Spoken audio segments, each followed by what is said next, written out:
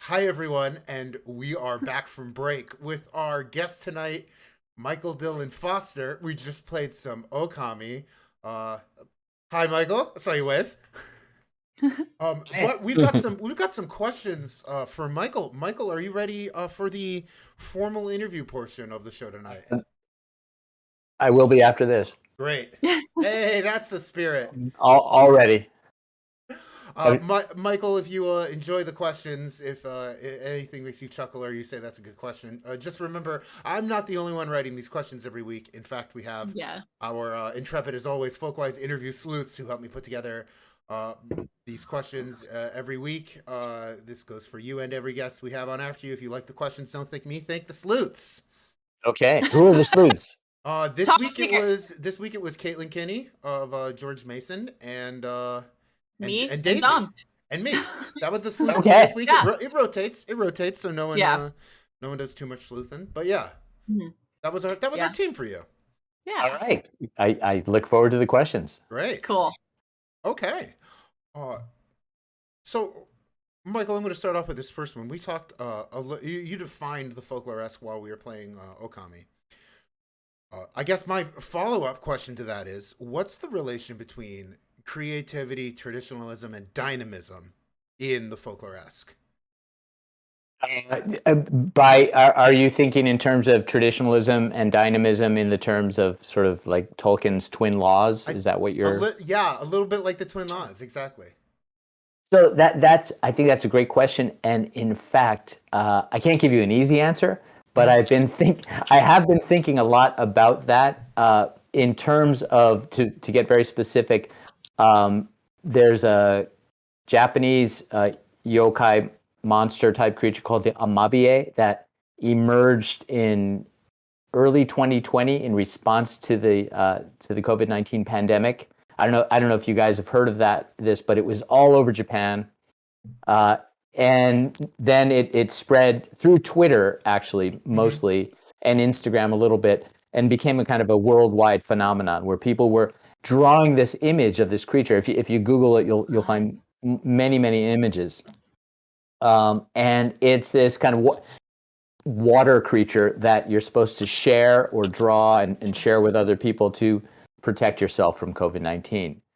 It eventually became, it's used by the Japanese Ministry of Health and as a kind of symbol of an icon for fighting the disease and all this other stuff. So I've been thinking a lot about that because one of the important points of that is that it is, you create your own image. First of all, it's important because it references an 1846 document in which a creature emerged from the ocean and said, there's going to be 6 years of good harvest, but there's going to be also an epidemic. So share a picture of me to help save people from the pandemic or the epidemic. So the contemporary images reference that older image, and they look very much like it, but they're also individual and different, and they're full of dynamism and creativity of the individual artist. At the same time, they keep something of that original image so that we know what it's referring to, right? And that dynamic, I think, is really it's all through the folkloresque, and I'm not sure how we theorize that, and that's what I'm trying to work on now, and I hope people out there will also work on that, because it seems to me that folklore and the folkloresque and all creativity, ultimately, I've gotten really sort of obsessed with this recently. It's all based on replication, right? And it's replication with a difference, but it's replication nonetheless. And there's a kind of, and I'm thinking of this idea as a kind of a mimetic spectrum where, like digital replication is presumably completely, exactly like the thing that came before it, whereas illusion or reference just takes parts of things and makes something completely new. And at some point, it's unrecognizable, right? But that's sort of what all creativity is about. I don't know if that answered your question, but that answered it. That answered it so well, and I'm not the only one who agrees because chat loved that answer. I think. Oh, correct. A couple of people said so. Can I add one more point to that? And this I think is the crux of at least the contemporary idea of the folkloresque is at a certain point, something becomes separate from that kind of folk process of replication and creativity and reiteration that becomes so individual that it can then be copyrighted or become a trademark. And then the replication effectively stops, right? So for example, that Amabie instance that I'm talking about now, I just looked this up actually, there are currently 19 applications for trademarks using that same image. But most of them so far, isn't that weird? So some of them have, previous ones have been rejected because the Japanese patent office is saying basically this is common property. This is folklore. This is not something that can be copyrighted. But when something becomes copyrighted, like okami, for example, or some of the images in there, you can't just put one of those on a T-shirt, right? Without getting permission. But they came from a mythological or folkloric text. Nobody's got copyright over that, right? So that's where the kind of law gets involved and changes the dynamic. So anyway, all of that is a big muddle of really, really interesting stuff that I'm trying to work with right now. But the upshot is that folklore and all of creativity is really about replication in many ways. Well, great follow-up to a great answer, I'd say. Thank you. Next thing I want to ask, getting more back to like okami, but Japanese folklore studies in general, is who was Kunio Yanagita, and why is the city of Tono so important for Japanese folklore studies? So Kunio Yanagita, or Yanagita Kunio in the Japanese word order, he was kind of he's often called the founding father of Japanese folklore, and he really was the person who created the field. And even now, he died in I should know this, but I think it was 1962. Even now, every time I go to Japan, there's at least 6 or 7 new books about Yanagita Kunio, or focusing on his work. He was incredibly prolific, but really, he is the sort of central figure of folklore studies. And his first book, considered the kind of seminal book about folklore, or the first kind of document that is considered part of modern folklore studies, was a book that he wrote in 1910 called The Legends or the Tales of Tono. And Tono is just a very small city in Iwate Prefecture in the north of Japan.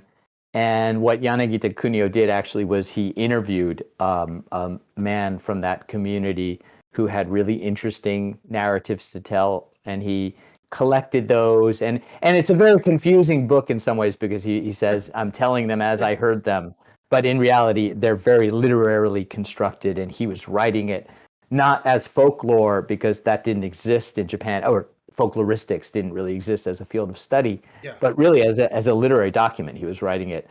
But that retrospectively became the kind of founding document of folklore studies in Japan. And the town of Tono is still, it's a small town. I think the population is about 35,000 people, but it's still considered kind of the heart of folklore studies because of that originary text.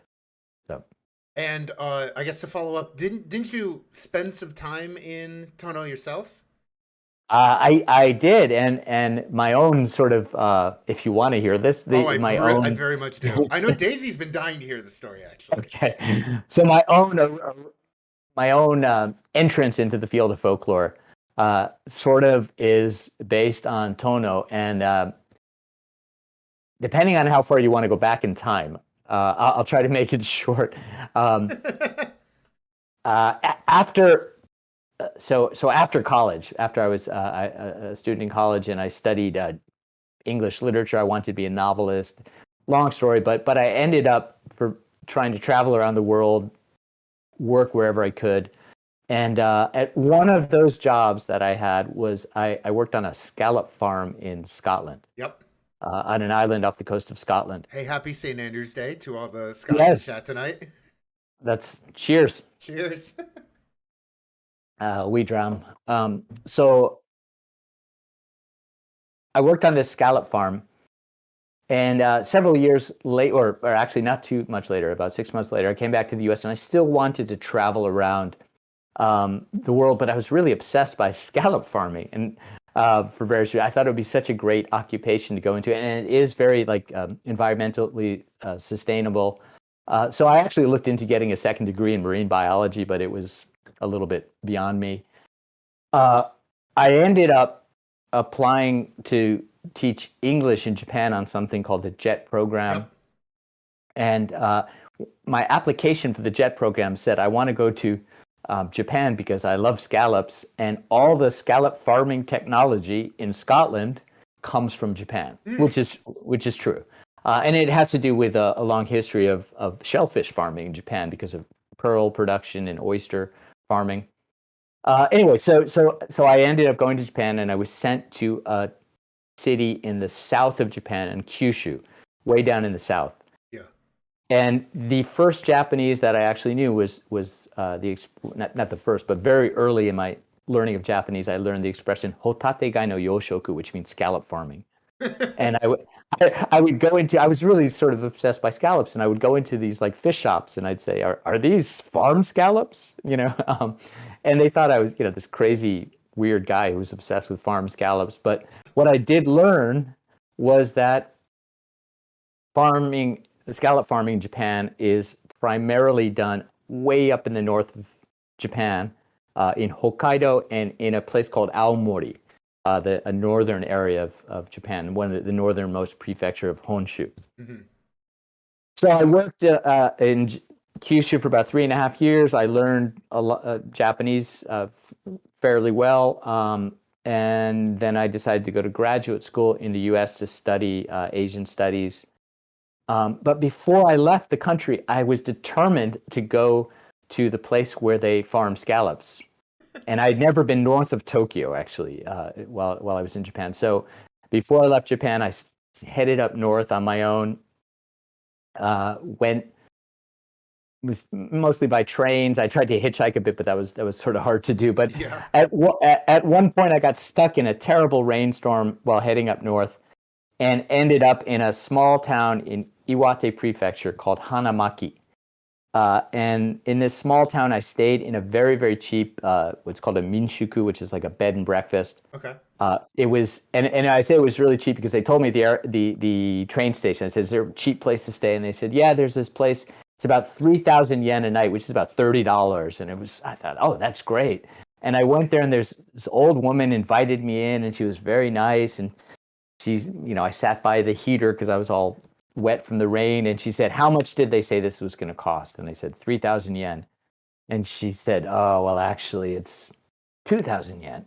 And I was shocked, but she didn't want it so cheap because people would think it would be a suspicious place. Yeah.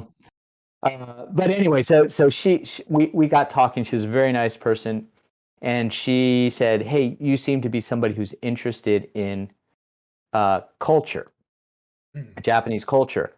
You should go to this town just north of here called Tono." And I and I said, "Okay, well, why?" And she said, it's the birthplace of legends or something like that. So the next day I took the train to Tono, which is about 10-15 minutes away. And I rented a bicycle, and I rode all around, and there's museums, and there's all this stuff dedicated to this guy, Yanagita Kunio, who you mentioned. There's what's called a kappa-buchi, a kappa being a small water creature. And there's a little pond where one of the legends in the Legends of Tono tells of a kappa from that pond. So you can do this whole kind of folkloric tour of Tono. And I bought a copy of the Legends of Tono, the book. I think I bought it in the train station.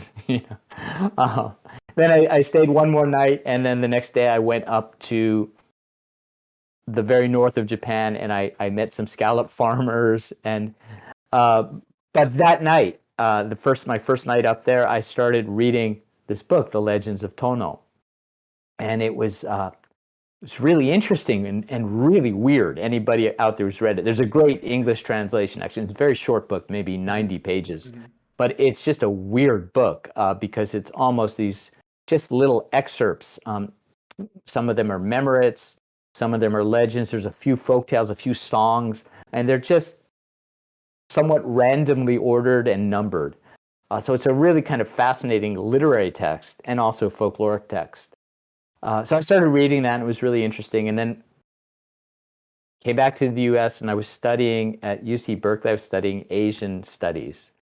And I was taking a class. It was the first time I'd ever studied Japanese literature or Japanese anything in a formal setting. I was taking a class in pre-modern Japanese literature.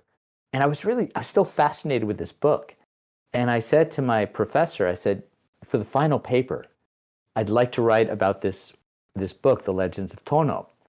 And he said, no, you can't do that because, first of all, that's folklore, it's not literature. Second of all, this class is pre-modern, and that's modern. So it was totally off the table for that class. But what he said was, but if you're interested in folklore, you should take a class with this guy in the anthropology department named Alan Dundas. Because he's a pretty famous folklorist, he said.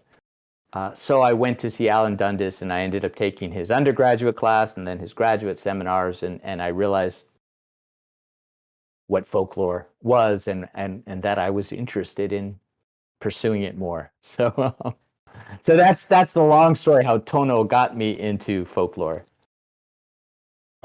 Daisy, did that live up to the hype? Yes. I would have never guessed in a million years that you weren't a folklorist when you went to Japan for the first time. That you went, and also that you went because of scallops. Yeah. Yeah, it was. Yeah. Now I wish I knew this before, because now I have all these more than human relationship occupational folklore questions for you. But I can ask those later. We'll get there. We'll get there later. We'll get there. I will say this is so hysterical. Scallops are really, really fascinating creatures. Have you ever seen a scallop swim? Yes. They're like upside down butterflies. Yeah, and they're jet propelled, right? Because they're so interesting. Actually, somebody should put one in a video game. Oh my gosh, the movements would be so perfect. I bet we can find one. There's this article. There's this book called Scallop Game. Yeah, you're coming back for a scallop game. There's a scallop game that we can play. We'll find it. There's got to be one. There should be.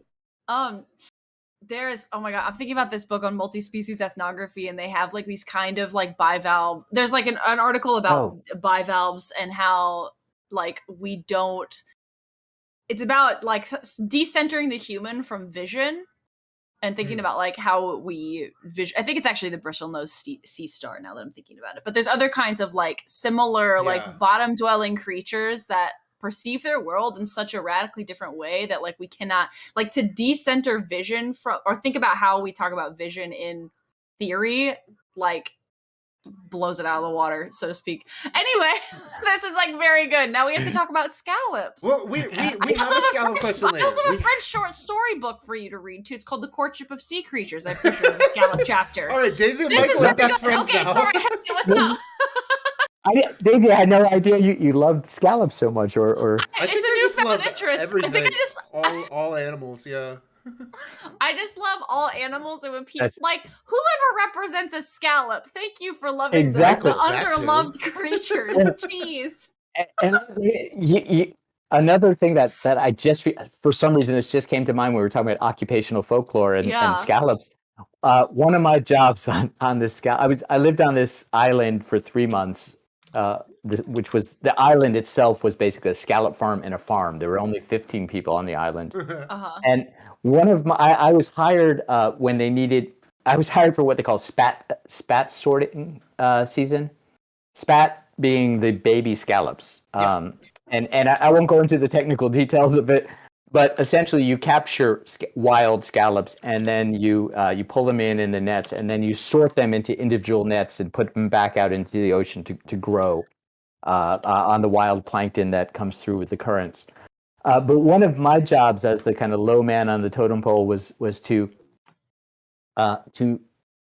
figure out the average size of the scallops, the baby scallops that we're catching. And these scallops are really they're little. They're like this big, like 10 I don't know millimeters or whatever that is, and but perfectly shaped like a scallop. They're like beautiful.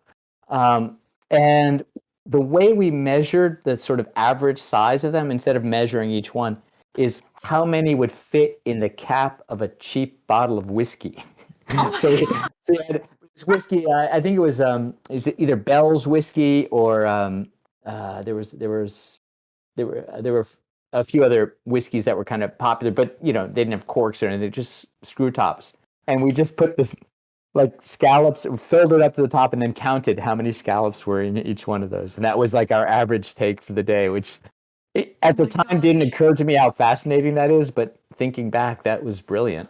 That's so interesting. What's very interesting is that one of our questions later in the interview was, what's your favorite occupational folklore from your scallop farming days? And you got to it completely unprompted. Oh, yeah. I know, I'm like laughing because people are saying baby scallops, ooh woo. Baby scallop, ooh woo. I love it. People That's it. That's the interview.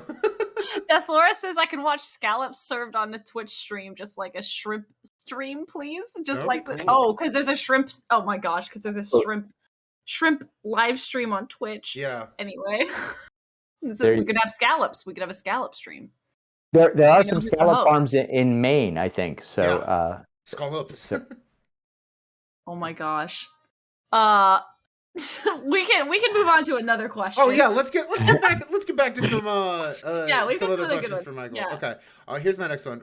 Michael, you wrote Pandemonium and Parade, which is like a award-winning, very scholarly, historical and archival look at yokai. But you also wrote the Book of Yokai, which is like a very accessible book about yokai with beautiful illustrations.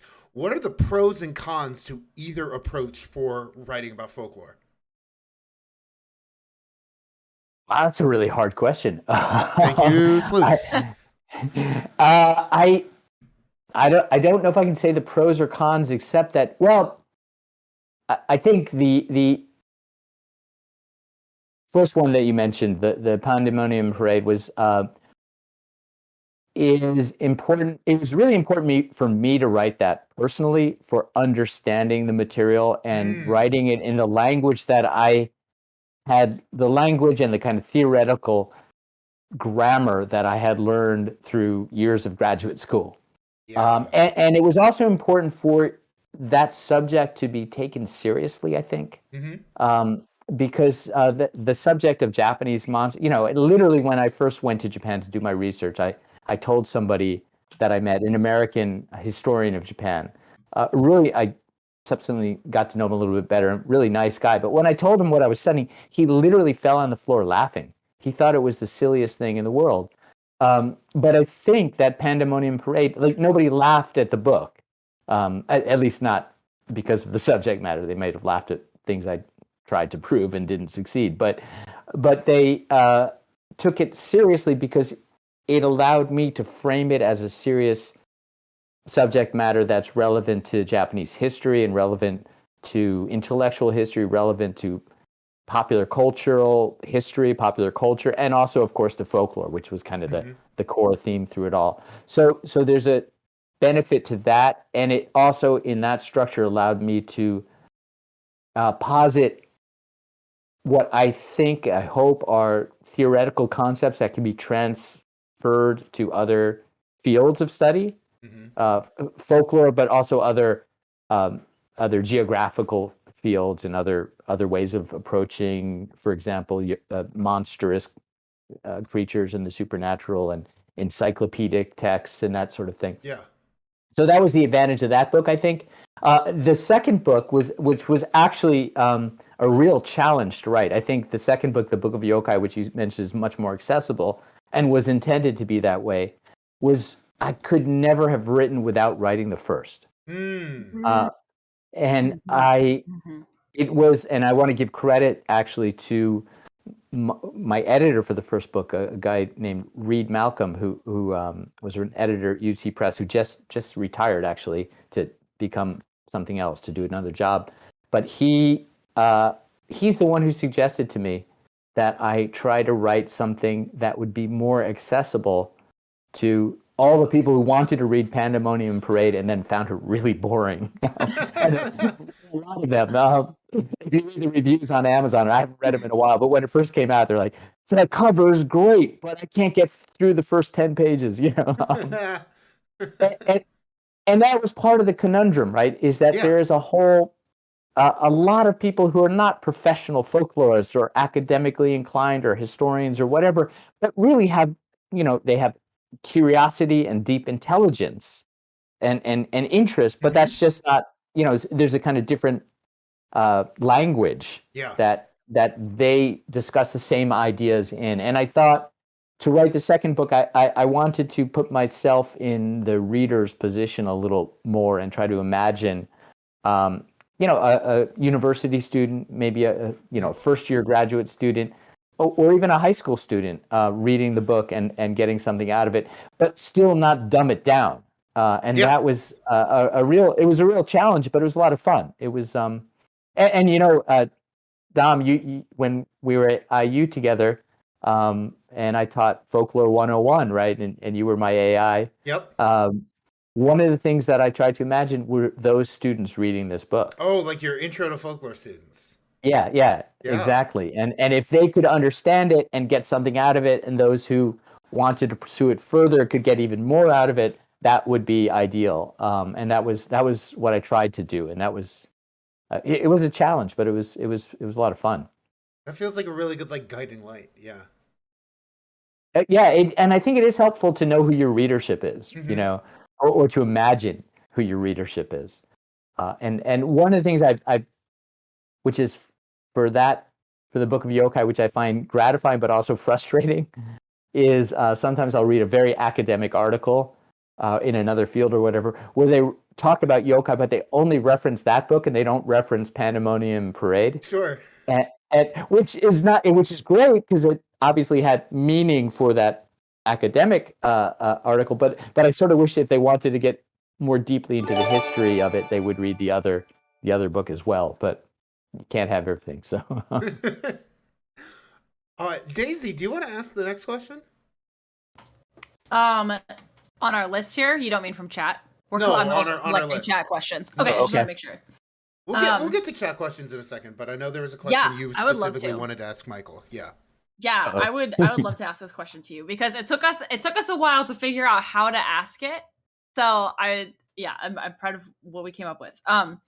I was curious about how you navigate ethical responsibilities to tradition bearers you work with while also working with responsibilities to institutions as large as UNESCO. That's a really big question, I know. But how do you, the scale is what interests me. Yeah. So that's a great question. And that's a different from the yokai issue. But so, and just to put it into perspective, so I've done research for 20 years now, actually, on two different but perhaps related or at least similar in performance rituals in Japan, both of which have recently been inscribed on the UNESCO representative list of intangible cultural heritage. So that's a great question, and I have to say that I feel very strongly for myself that my responsibility is with the people in the communities that I work with. And UNESCO, there's a really, what I've learned is as a foreign academic working in Japan in particular, dealing with, in one place particular, is a very, very small community, 700 people in this village, who I work with, and as a foreign academic, I have access to academic powers and governmental powers and UNESCO powers that they don't have direct access to. And I try to see myself in that context as being I don't want to say I represent them, but being at their command, as it were, as much as possible. So one of the things that I've argued for, working with this small community, I've also been invited, for example, to academic discussions in Tokyo, in which there were UNESCO representatives as well as representatives of the Japanese Ministry of Culture, Bunkacho, which is the Japanese ministry that makes the decisions about what gets nominated to UNESCO. It's kind of the liaison. And what I learned there was that what I argued there was something that I called that we should take what I call the Eso Cultural Perspective, which is just a word I sort of made up, but Eso, like as in esoteric, right? It means within, as opposed to metacultural, which is above and beyond and encapsulating everything. And so what my argument there was that, look, UNESCO is a metacultural organization. The representative list is a metacultural artifact. It's a metacultural instrument, a metacultural artifact being a Barbara Kirschenblatt Gimlet word, which is very perfect for describing that, I think. And that's all well and good, but UNESCO and the Japanese government can't expect people living in a small village and practicing a tradition that they've done for many years. They can't expect those people to understand the ramifications and other aspects of what happens when their ritual gets put on this list. That responsibility should be on the shoulders of UNESCO and Bunkacho and the Ministry of. They should have the burden of being as clear as possible and describing things and allowing the community members to have as much say as possible. So I found myself arguing that eso-cultural perspective, the culture from within, the perspective from within the very limited view of the culture, and that's all they need to have, is what I was arguing. Having said that, as a kind of liaison, I think, for example, I was asked at one symposium in Tokyo. They were planning for another symposium, a bigger symposium. And myself and other people there were anthropologists and other people from all around Asia, really strongly argued that if we're going to be talking about UNESCO with government officials and whatnot, we need people from the communities that are being affected from this. They should be invited. That was apparently a controversial argument for the Japanese government. Some representatives of the Japanese government felt that was a kind of possibly problematic argument. And I felt, and they did ask me to invite some members of the community to the session. But before I did, I was very clear with those friends of mine in the community that I was not sure how they would be treated by the Japanese government, in a sense. And in the end, things kind of fell apart and went a different direction, and it didn't work out the way I had. Those people from the community ended up not being invited from the community that I worked with, which I thought was a shame, but maybe was good for protecting them at the same time. All that to say, I know I'm not being very clear or very specific here because I don't want to implicate anybody in anything, but I do feel that my own responsibility is never towards UNESCO and never towards the Japanese government, but always towards protecting the best interests of the people that I work with in the community. And even in other ways, there's another community where I work with that's much more savvy about tourism, for example. And there's one guy there that I've worked with very closely, a wonderful older man, sort of a leader in the community, who's now 87 years old. And he has always been wonderful to me. And he's also always, in a sense, and I don't mean this in a negative sense, but he's always used me to help promote his community. Because a white foreigner who speaks Japanese in this small community, who's affiliated with an academic institution in the U.S., objectively speaking, there's power in that, and he knows that. So he asks me to be on panels and other things in the community, and the newspaper reporters will not necessarily talk to the Japanese professor sitting next to me. They'll talk to me. And he knows that's going to happen, and that's why he invited me, because that news story is bigger if I'm there, and that's better for the community. So it's a weird kind of dynamic where I know that he's using me for that purpose, but I'm also happy to be used for that purpose. It's kind of a mutual understanding of what my role is, and how we can mutually benefit each other, if that makes any sense. So, but it's I think it's a complicated dynamic, and one of my a Japanese colleague, folklorist named Suga Yutaka, who teaches in Japan, has talked about this in his own research in terms of what he calls public folklore, because he's a folklorist with an elite university in Japan, and he works with a small rural community, and he's very much part of that community, but he's not from that community. Yeah. But he does have his skill within that community is that he's very well spoken. He's got media connections. He's associated with an elite university. So he uses that his skills and his affiliations to help his friends in that community. And that's what he calls that a kind of form of public folklore, working as a public folklorist, in sort of advocating what they want, not what he thinks they want, but what they want, and being part of the community in that way. So I don't know if I fulfill that role, but I try to think of my own relationship in that way. I also think when I work with people when I've met people and been at conferences with people from UNESCO and the Japanese government, I always think of that experience as an ethnographic experience.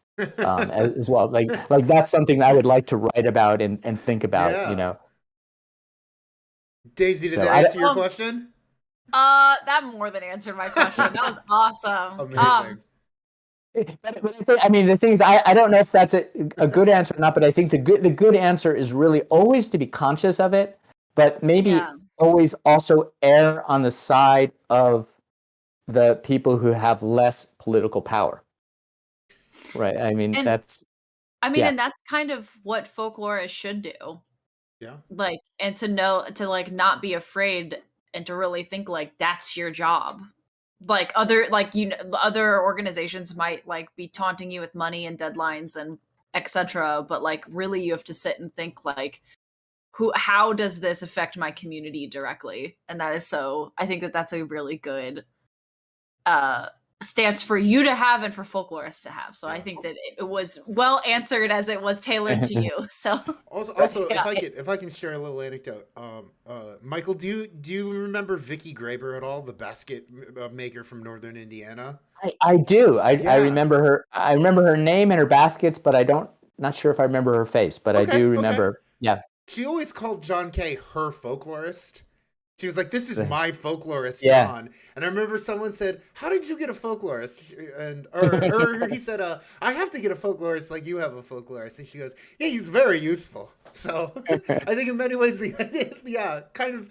There's I think that can be a good relationship where you are someone else's folklorist. Yeah, and there's mutual benefit from that, right? I mean, it's this. I think. The very simple expression, like I work with that person, is really important, I think, in terms of thinking of what folklorists do, because we're not working for somebody and we're not, we're working with them. It should be collaborative. And the moment it becomes not collaborative, that's a problem. Yeah. Right. Yeah. That should be a signal that you're doing something wrong or somebody is doing something wrong or whatever. So. Yeah. Michael, can I lightning round some fun questions to you? Sure. Is this the game or is this just? Oh, the game. The game is after this. This is the warm up. Well, this is the warm up. This is the warm up, and you already answered the scallop question. You already answered one. So good. Okay. Michael, in your interview with the YouTuber History Respawned about the game Neo, you said, "What I like about pop culture manifestations of folklore is that there's no reason they have to stay faithful." With that in mind, what is your favorite unfaithful folklore adaptation? Oh man, such a fun question. That's really wow. Okami. Oh, hold on. Okami's good. As of today. As of today, it's Okami. Okay. I don't know. That's really hard because I think so many.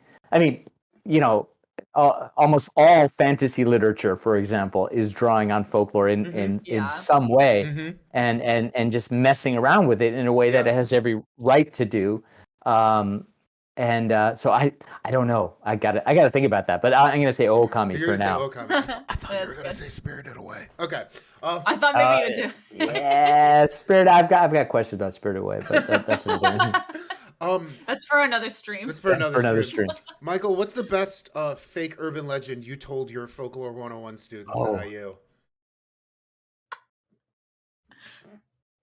You know, I hate to say this, but the best fake urban legend I told students that actually almost took was before I got to IU. I told when I used to teach at University of California, Riverside, which is famous for its oranges and its citrus research.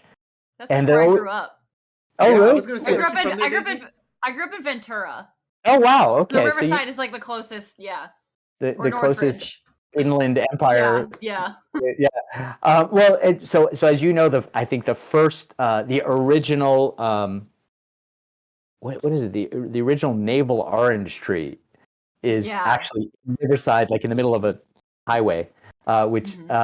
Anyway, they do all kinds of citrus experiments. So I told my students that we should promulgate this urban legend that the oranges on campus are an experiment, and if I can't remember what we said, but if you eat them, you'll have, supernatural powers or something like that, and visions, godlike powers. And then like the next year, I actually heard somebody telling somebody else that story. That was a success. I don't think it's taken since then, but that's pretty good. Dom, do you remember any of them at IU? Folklorist mentioned Moni the Lake Monroe lake monster. Oh, that's right. Yeah.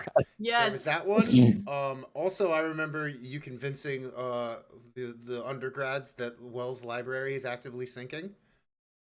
I don't remember that. I've heard that about a lot of libraries. I think that's a common legend about libraries on campus. Or like building dilapidation or something. There's always construction around. Yeah, that'd be a good one. Yeah. One of the ones I do remember, Dom, I don't think you were in that class, but it was April Fool's Day, so I started telling how Obama had created a new department of folklore studies in a cabinet level department, and the first cabinet cabinet minister or the head of it was Elliot Oring. Oh no! And I'm screwed. I showed a picture of Elliot Oring, but so everyone was taking notes, and including one of the AIs. Oh my god! And finally, I said, "And by the way, what day is it today?" It was a lot of fun. It was always fun to. I always loved teaching on April Fool's Days because the first 20 minutes you could just make up. Oh my gosh, folks! I've created the first department of folklore studies. If you like your traditions, you can keep it. Hey, James Dalton Bell in the chat says this is exactly the same stuff I used to do when I worked at the zoo. Yeah, yes, I've heard these stories. Used to work at the Columbus Zoo and give people accurate directions, but add bonus steps like walk straight past the dinosaur bones, and people wouldn't ever comment. Yeah, just take notes. They'd be like, "Cool, yeah, sounds legit." Flesh-eating bacteria, huh? I didn't know there was an exhibit.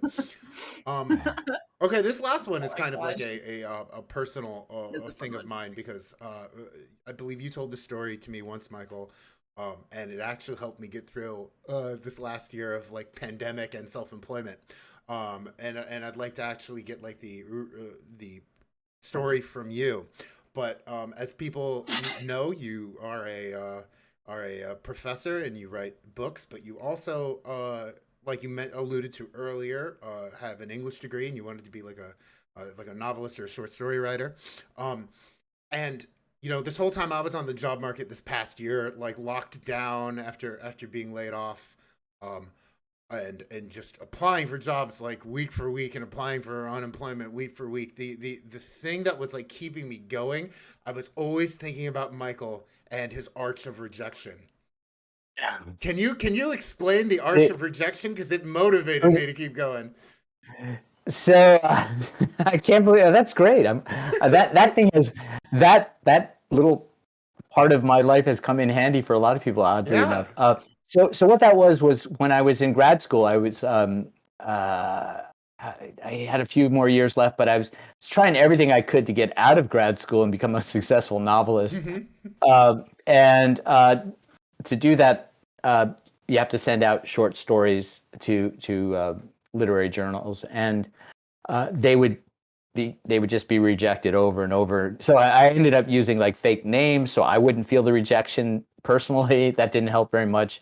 The other thing I did was I decided I would try to get 52 rejections, so one rejection per week for the year. Sounds right. And that way, if I got a lot of rejections, at least I would be happy that I was getting rejections, right? Because I was meeting my goal. That didn't work because they weren't fast enough in rejecting me. So, but what I did do, I was living in a studio apartment in Redwood City, California, and it was a kind of old building, and it had a kind of archway going into the section that was the little kitchenette. And so I just started pinning all the rejection letters to the arch, and until it got filled up. And so you would walk through this arch of rejection. And I did that just for myself, really, just to remind me kind of how silly it was, but to how I should keep trying. And what happened was one day a really close friend of mine in grad school, he was in a master's program, and he applied for a PhD program, and he was rejected. And he was really upset, understandably. And he came over, and we hung out. We had a few drinks and talked, went out for dinner, came back, had some more drinks. And then he was sitting there, and he just looked up and he said, "What the hell is that?" And I explained the arch of rejection to him. And he just kind of nodded a few times, and then he went home. And the next morning he sent me an email, and he said, "I want to thank you for showing me the arch of rejection, because it made me feel better." And I guess it made him feel better because he realized that rejection was just part of the process of moving forward. I just happened to be like literally counting how many I had. And he eventually did fine. He went to grad school elsewhere, and he succeeded in what he was trying to do, I think. But I guess it became kind of symbolic of you just keep plodding away at the things that you want, and don't forget that you were rejected, but you can sort of make it seem smaller if you do something like that with it. And it's a reminder, but at the same time, it's a reminder of something that happened in the past. It's not the thing that goes forward. I'll tell you another anecdote that also from grad student days. I used to spend a lot of time when I was at UC Berkeley. There was a bar called the Albatross. Okay. Which I believe is still there. I think it was the oldest bar in Berkeley. But the days when I used to, I don't know what it's like now, but when I hung out there, it was a little bit run down, but there were a lot of dartboards. Like there were really, it was known for its darts competitions. And I used to hang out there with friends, and we'd play darts. And we got pretty good, not great, but we got pretty good. But one day we were playing, and there was this guy just kind of eyeing us the whole time. And he came up to us, and he just started kind of insinuating himself into this my friend and I who were playing, and giving us like inadvertent lessons. Like he was really, and we realized he was like a semi-professional darts player. He was just he really knew what he was doing. Wow. At the same time, he hung out too much in this bar and was not totally, he wasn't. I don't think he was making much of a living from darts anymore. But he was good. And I don't know if you've ever played darts, but sometimes you'll throw the dart, and when you throw it's going to be a bullseye or a triple 20 or whatever you're aiming for, and it bounces out. Yes. And that horrible sense of disappointment that you have because it was so close and it wasn't there. Yeah. And that happened to me while I was playing. And I followed the dart as it fell to the ground, and I looked down at it disparagingly. And he looked at me and he said, "Don't do that. That dart is over. The only thing you have to worry about is the next one." Ooh.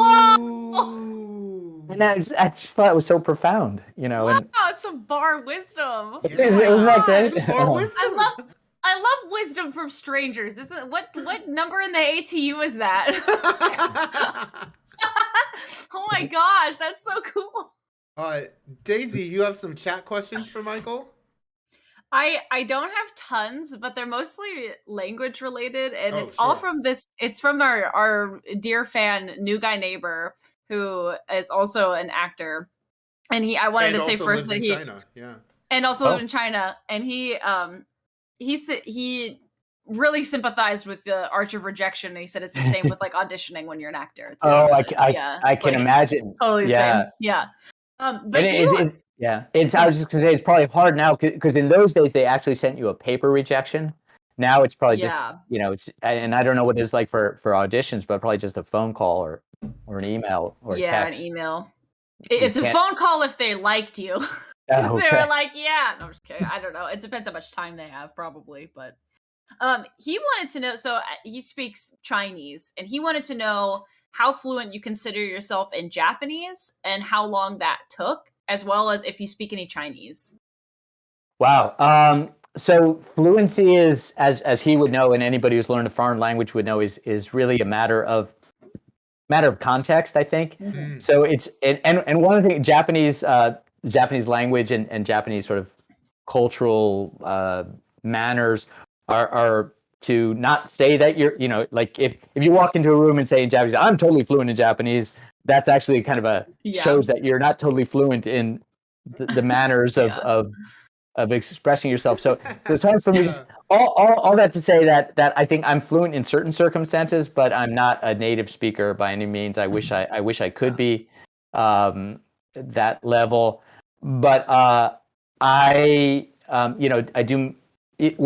Depending on where I am in Japan. So one of the things about my own research is that some of the communities I go to have very heavy dialect, and it's taken me a long time, and I'm still struggling with the dialect in those. But I know enough to not necessarily use it, but understand it, and they can understand my sort of more common dialect. So as I don't, it's hard to judge levels of fluency, but there's a great test that there's a what's called the ACT. I think it's called the ACTful test that I was tested on several times with Japanese language instructors, where they ask you certain questions. Like they'll ask me to talk about my research, and I can talk about that, very fluently because that's what I do and spend a lot of time doing.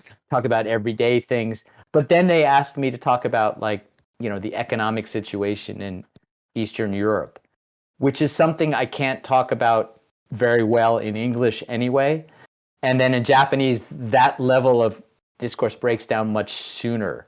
I mean, where I literally don't have the words to say that I don't understand that, right? So all that to say, I don't. It's taken me a long time, and in my case, I discovered that I'm not a very good textbook learner. I'm actually a better ethnographic learner, if that makes sense. So before I went to Japan the first time, I knew no Japanese, and I had taken French in high school and always just passed by the skin of my teeth. Like I was not. So my biggest fear in going to Japan was language. And it turned out inversely that I sort of picked it up naturally, at least the spoken and aspects of it, from hanging out with people who didn't speak English. And I learned like a child learns, except I was older than a child, so I could watch myself learning in that process, which was really exciting. So I was in Japan for 3.5 years, then came back to the U.S. and studied, for the first time, really studied how to read and write, and then went back to Japan. So it's hard to say. I can tell you my Chinese language abilities. I did study Chinese for 2 years in graduate school, and 2 years worth of Chinese. One of those years was a intensive summer course where I went to Beijing to study. And what I discovered there was very exciting, actually, because I saw my mind working in the same way. where because I was immersed in speaking Chinese, I was picking it up really quickly and kind of naturally. And it was so much fun, to the point where I was able to travel with somebody I met there to Inner Mongolia with no native, no translators or anything, and I was fine. However, I left China and have never used it really academically or really used it at all. So I've completely forgotten it for the most part. I can understand a little bit. I really can't speak at all. So that's, but I did feel at that moment, had I stayed in China for a year or two, I would have really been able to interiorize it. I'm not sure if that answered the question, but I think it did. I think so. And New Guy Neighbor said Hen Hao, which Hao. yeah. And I posted a character that I just copied and posted in the stream mods chat if you want to look at that. But we can return to that after, because I think we have a game to play. I think it's game time. Yeah, I'm gonna can I ask a bonus question while I set the game up? Yeah. Who's on the art behind you? Oh, I was thinking that too. Yeah. Need to know. So this is this guy is he's called Shoki the Demon Killer. Ooh. My gosh. Actually he's from Chinese Zhonghui. I don't know if I got the tones right on that, but he's an old mythological character or folklore character who fends off little demons. And I got this on eBay for about $10. I'm cool. Sure it's not worth anything, but I sort of sort of inadvertently for years now, I've always had a picture of Shoki up where in my office, at work, and at home. I guess just because I study yokai, it's always good to have somebody who knows their way around yokai sort of watching over me just in case. Yeah. Well, if you haven't done so already, we would ask you to click watch stream again, because we have a final thing to share with you on the stream. Tom, do you want to do the spiel? Oh, there we go. Sure. Oh, wow. Michael, have you ever made a tier list? No. Tier lists, we love tier lists over here at Folkwise. Number one, because they come from video games. I think mainly they come from Street Fighter 2, but they get used all the time to rank choices in video games.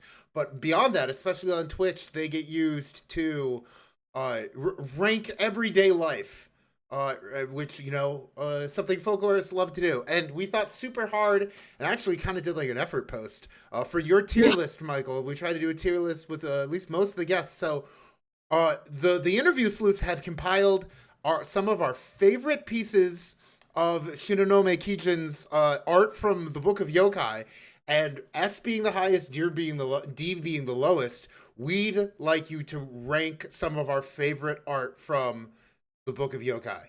Now, so the ones that you like the best in your order. We kind of picked a smattering. I mean, we selected the ones, but you ranked the best in your order. Yeah. Oh, okay. So that I like, which I think are the best. Okay. Yes. And so for chat, I know you can't really see them. I also have an Imagery that I made where I have like a close up of all the art we're going to talk about. Okay. Okay. So this is for Michael and for chat to see it more closely. The first one we picked, and like I said, S being the highest, D being the lowest. I love it. The first one we picked is this Tanuki.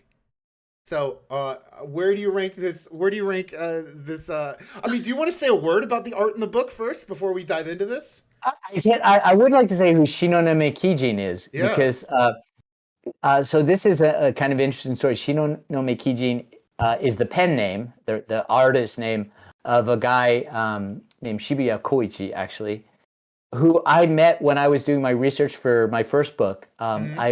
He was, at the time I met him, he was an undergraduate at Chiba University, and he was really into art and into yokai.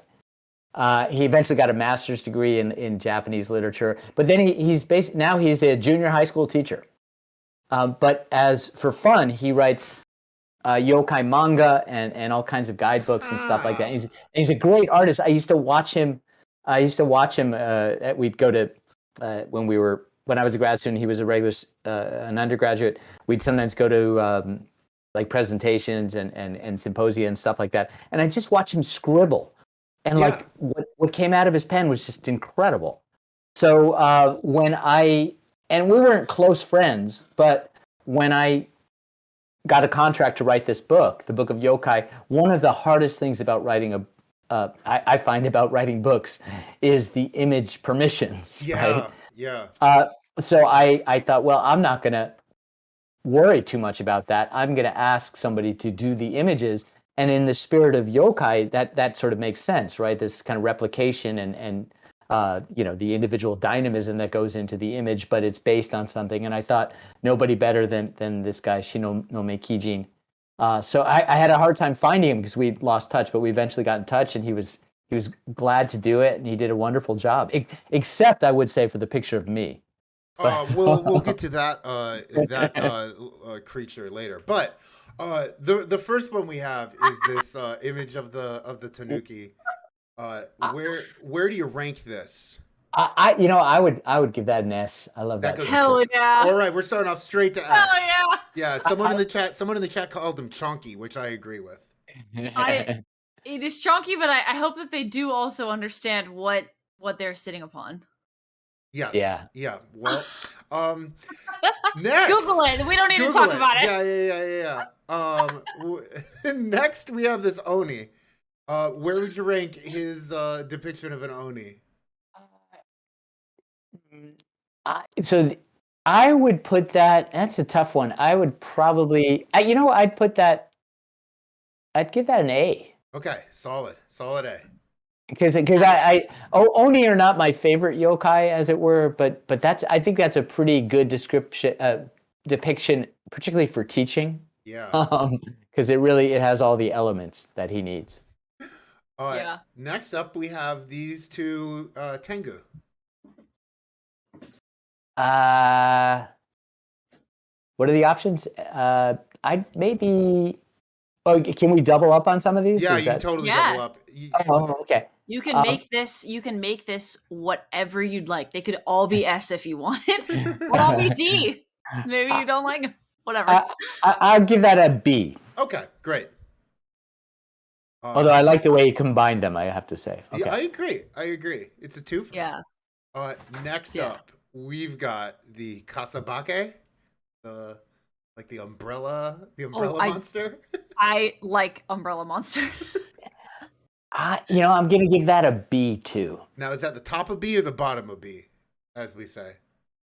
Bottom of B. Bottom of B. Okay.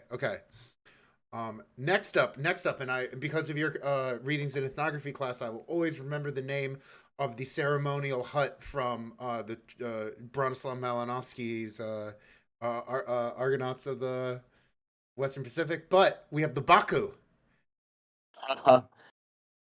The Baku, for anyone who's played Pokemon, yes, that is a taper that eats your dreams like Drowsy. You understand Drowsy now. Oh my gosh, I love it. And this also comes from Chinese folklore, actually, directly, or somewhat directly. And that weird buildup I had was because when we were reading Bronislaw Malinowski and Michael's readings in ethnography class, he was like, the details of these old ethnographies you never need to remember. Like, does anyone remember what like the ceremonial hut is called? And Michael goes, it's called the Baku. It's also the name of one of my favorite yokai. And I will always remember it because of that. Yeah, so that's the beauty of mnemonics, right? Yeah. You associate. I can't believe you remember that we even read that. Well, we actually did read that, right? We read his journal, which is more interesting. That's right. Yeah. What I remember there's a picture in there of a girl lying on a hammock, and she's like this, and I don't know what she's doing in her hand, but it looks so much like she's looking at a cell phone. Yeah. Ours that and like that image that didn't have that meaning until the advent of cell phones, right? So it's kind of interesting to see that in that context. But our dream eating friend, the Baku. Okay, yeah. So give him. I'd give him an A. Top of A, bottom of A. Bottom A. Bottom A. I love his like extra eye they snuck in there. Yeah, yeah. This next one is the Raiju. Yeah. Naiju, I would give This is like an image I can hear. what'd you say? You can hear it? I can like Wait, hear this I image. need to know what you think this image sounds like. It's like thunderclap, like and then just Yeah. Actually, that's a great idea. We should have a little audio thing for. We should paint these. Actually, let me just pre-advertise something. I'm doing a second edition of the Book of Yokai. Oh. It won't be out for a while, Exclusive. but there's going to be, that is an exclusive, I think. It will have more pictures actually, cool. and in color. So, but the idea of having sound would be really cool. I don't know. I'll talk to the editor, see if they can have a little button or something that does that. On the audiobook, maybe. I would give that I'd also give that a B. Okay, now where's this go? In B? Bottom B. Bottom B. Okay. Next up. Yeah, someone in chat said, "Oh, that Pokemon is thunderous." Next up is Sneasel for everyone who plays Pokemon. This is Kamaitachi. Yeah, Kamaitachi. The Scythe Weasel. Yeah, Scythe or Sickle Weasel. Yeah. It's a weird. I like that picture. So I love this picture. Not trying to influence you, but I love this one. Yeah, no, I like it. I'd give it I'd give it an S. All right, now is it above Tanuki? No. Okay. Nothing is above Tanuki. Nothing's above Tanuki.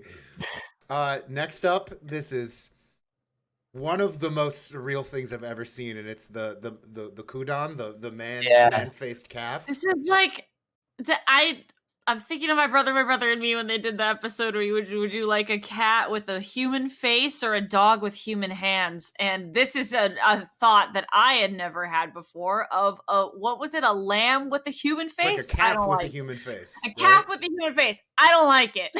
Number one, it's weird. Sorry to influence. No, it's like an omen, right? So actually, what's interesting about this is if you want to get into the weeds of Kudan imagery, the older imagery of Kudan from the Edo period, from like the 1800s, it looked more like a kind of full-grown cow with horns and stuff, but a human face. But this, I think, I don't know exactly, but Shinonome Kijin probably based this onto an existing mummified Kudan. So if you look it up, you can probably find a photograph of it online. It's really creepy looking. Okay. Does anyone? I don't know if anyone's brave enough to Google mummified Kudan, but I'm already on it. We're already giving the chat nightmares. I have to get away. I have to get back to the tier list. Okay. People did not like that. I'm going for a lot of B's here. I'd put that in. Oh my god! Okay, sorry. Where's it ranking in B? I think between. Yeah, right there. No, between. Yeah, right there. Okay. That's good. And then next up we have the Kuchisaki Onna. Yeah. So that's a tough one, but notice what's in her hand. It's along with the scythe in the left hand is a mask. Yeah. Right. So that's it's relevant. She hides her grin at first, right? Yeah. So this was very relevant to the current moment, as it were. Mm-hmm. I would give that a. Let me see the chart again. All right. Here's the chart again. I would give that an A, a low A. A low A, under Baku? Under Baku. Okay, and the last one, the most gruesome creature of them all is the Michael Dillon Foster. I'd give that a D. All right. Straight to D. Straight to D. Wait, you gotta expand that. Zoom in a little because it's hard to see on the. Yeah. Like coming in real tiny. The thing was, we went off like the PDF of this of the book, so we couldn't little. screenshot the back cover. So we had to actually take a picture of the back cover from the George Mason Library. But this is I was like, what happens if you zoom in? Yeah, this is as close as we're getting. Yes. So the weird thing about this, so Shinonome Kiji and I decided, they asked if we wanted authors' photos on the book, and we thought, let's have like he can draw pictures of us. Mm-hmm. And so I asked him to draw a picture of himself and of me, and I gave him some photographs. And like I know the photograph this is based on, and I look normal in the photo, but I don't look normal in this picture. You don't look normal. This guy doesn't look normal either. I get it. So when I realized that he's a great artist when it comes to yokai, but maybe not. And nothing else. What's weird is that I look at the picture and I can see where he gets it. I look at the photo, I see where he gets this, but I just don't know why I look so stupid here. and the other twist of the knife is that his picture that he drew of himself doesn't really look like him, but it looks much better. Yeah, he looks great. He looks like a studly young guy. Yeah, you know? He looks like a manga protagonist. Yeah. So That's awesome. So I don't know, but on the other hand, I sort of like just the weirdness of it. So that was part of accepting it. Oh my god! I love like the separation here. There's just like nothing that Shinonome drew is C tier. It's all beer up except for me. But, yeah. Is there? Hey, before we're done with this, is there any of the illustrations from the book that we could only call a certain amount, or we'd be here all night? Is there any illustration you wish we had on here? No, I mean I actually like all of them. I think they're really. There were actually a lot more illustrations. I had to narrow them down, and I bet. I also and here's a trick that I learned because I was only allowed to have 30 images. I think for the entire book. So what I did was I actually combined a bunch of them. Yeah, I split some of them up. Yeah, like the Kuchisake Onna. You know what image? I like his kappa as well. Actually, I almost had his kappa on there. That's a good one, and I like them all. Yeah, I don't know if there's also a mukade, which is not his image, but a photograph that I took. I don't know if yeah. Which is a real insect or like a kind of a millipede in Japan, which is also a yokai. But I thought it was cool to have a photograph of a yokai in the book, which is rare. Yeah, very cool. All right. But yeah, no, I like them all. I think he's a great artist, actually. Screenshot this, people. That's the Tanuki always wins. That's all I gotta say about Tanuki that. always. We love the Tanuki. And theoretically speaking, the Tanuki could be all of those because they're shapeshifters. So. How do you know? How do we know that you're not a Tanuki? Oh, I might have uncovered it. Oh, there it is. Why do you think I wear glasses? If I take them off, you can see the kind of bags under my eyes, which is the telltale sign of Tanuki. If you ever watched the movie Pompoko, which is yes. Quick, leave like a garbage can opener on Michael and see what he does. Do you just pause through it? Just pause through it. Garbage can. Wow, amazing. All right, everyone. Everyone in chat, what time it is. We are like at the end of our interview, so that means spam Michael with all the emotes you got. Ladders in chat. I don't know, garlic in chat. If anyone's got like a raccoon, post the raccoon. But Michael, while everyone is give him a GG if you're not a subscriber. Yeah, give him a nice GG. But Michael, do you have anything to plug while we have you here? I know you've mentioned some exclusives, but you got anything else? I got there's another book coming out.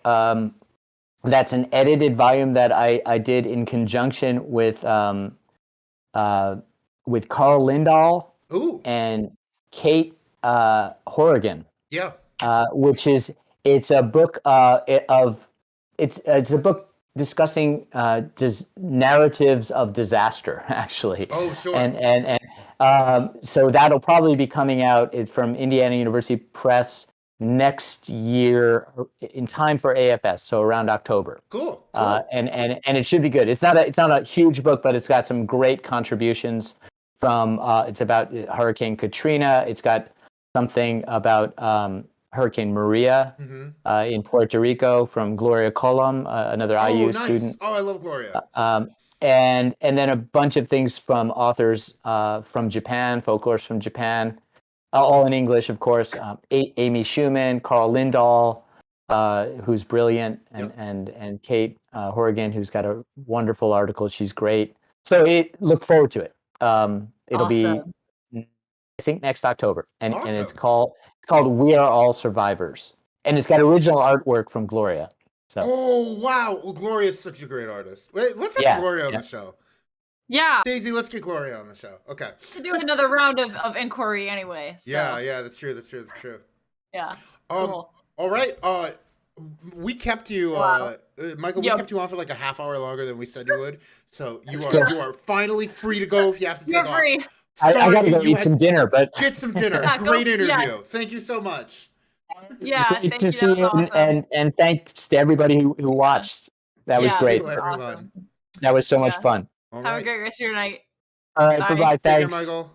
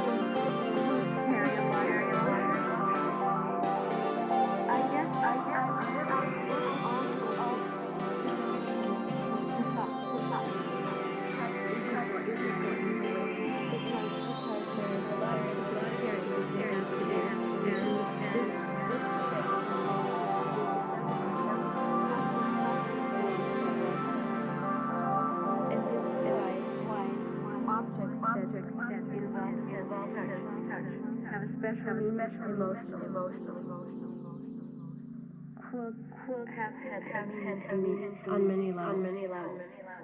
Making quilts helped me to get a sense of my own space, sense of finding my way, sense of really working my way out of the labyrinth.